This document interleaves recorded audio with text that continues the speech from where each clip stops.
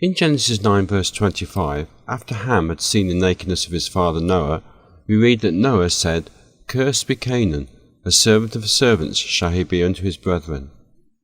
And so the brother becomes a servant. But in Christ, this curse, as it were, is reversed. The servant can become a brother, and this is seen in the letter to Philemon. Onesimus was a slave who had fled from his master Philemon, but while he had been in Rome, he had been baptized into Christ. Paul tells Philemon that Onesimus would return to him, not now as a servant, but above a servant, a brother beloved, specially to me, but how much more unto thee, both in the flesh and in the Lord. This is the opposite to the curse of Canaan. The servant has now become a brother. Are there any other links between the letter to Philemon and Noah? An important parallel can be seen by taking into account the imprisonment of the people in Noah's day to sin and death.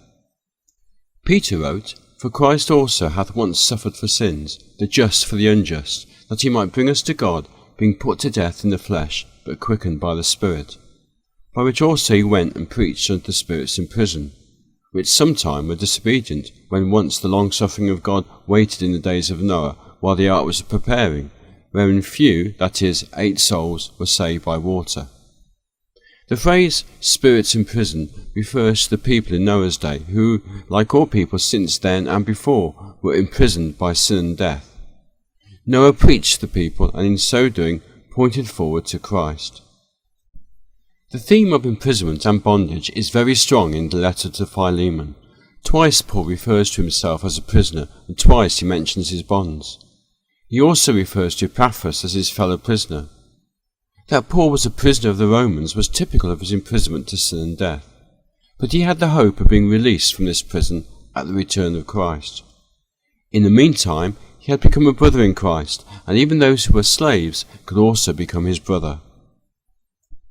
In John 15 there is a similar reversal of the curse of Canaan, but here the servant becomes a friend.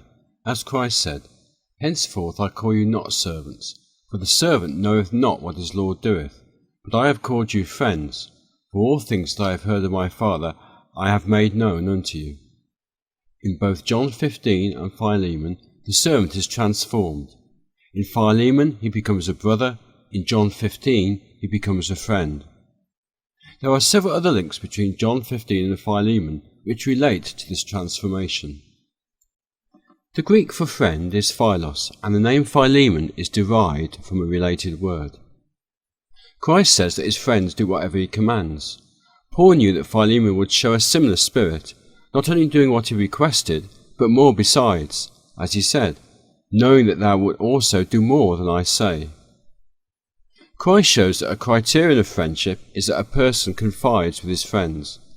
"But I have called you friends, for all things that I have heard of my Father I have made known unto you." Paul showed a similar spirit of friendship to Philemon, for he said, "But without thy mind would I do nothing." John 15 also links back to Noah. Christ said that he is the vine and God is the husbandman. So when Noah became a husbandman and planted a vineyard, it should have pointed forward to Christ. But the type broke down because Noah became drunk. A key attribute of Noah was his obedience. Genesis 6 verse 22 says that according to all that God commanded him, so did he. And chapter 7 verse 5 says that Noah did according unto all that Yahweh commanded him. This links with the Christ statement, "Ye are my friends, if ye do whatsoever I command you." In this video we have seen that the conversion of Onesimus provides an example of the reverse of the curse of Canaan. For Canaan was a brother who became a servant, but Onesimus was a servant who became a brother and a friend.